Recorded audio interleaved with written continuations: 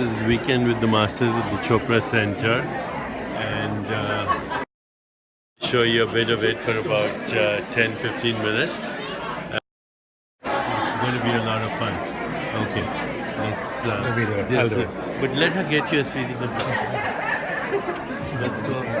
This is Punacha Shambhavi. Punacha, Very nice. it's a pleasure. Nice to meet you. Come.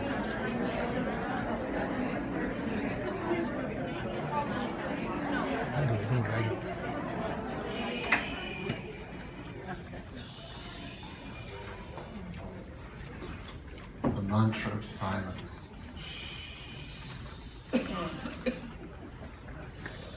So I'd like to welcome back to the stage Deepak and Vamadeva and Shambhavi, if you'd like to join us. And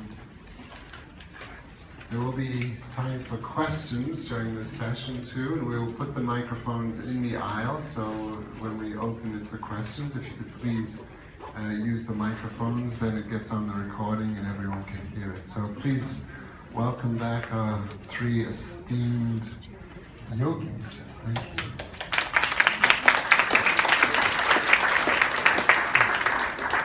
How's everyone enjoying the weekend so far? So I think when I looked at the schedule, it said we were going to talk about consciousness. Is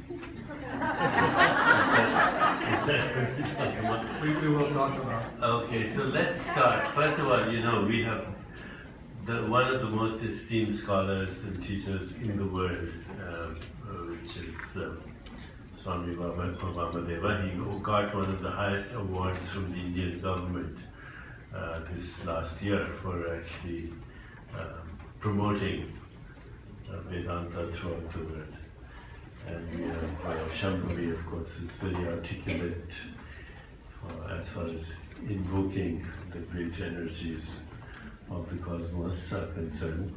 Let's, I go to all these conferences with scientists and they can never agree on a good definition of consciousness. So last time I was there, it took them a week to come up with a definition.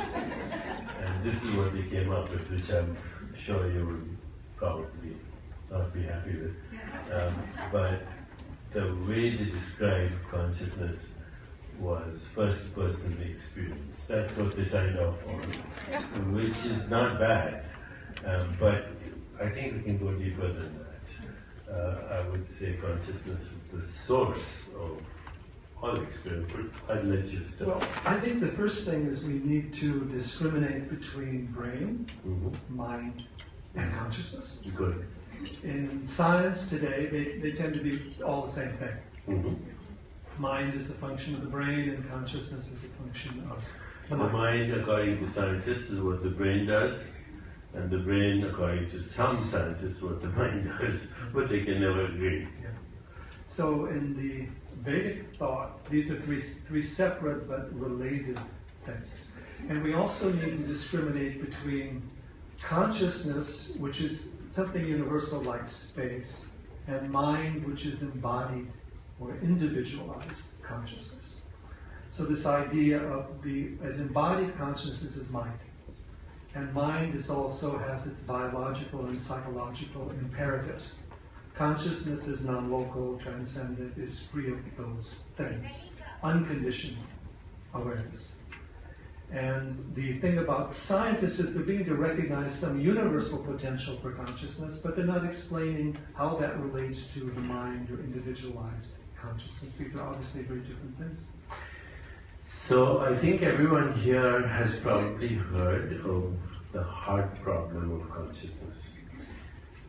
Physicalists or materialists, in fact that's the second open question, I mentioned it many times, in addition to what is the universe made of. The second question that's open is, what's the biological basis of consciousness? And when the question is asked that way, it implies that consciousness is somehow a byproduct of a physical process, as you said, in the brain. I also worked, may I occasionally call you David? That was your previous incarnation. I'm used to But anyway, Swamiji, Shastriji. I work with some neuropsychiatrists at UCLA, David Siegel, who in science conferences defines the mind as both embodied and relational and a process, not a thing, a process embodied and relational that regulates the flow of energy and information. And therefore, even mind, even though it may be embodied through the brain into the body, because whatever happens in the brain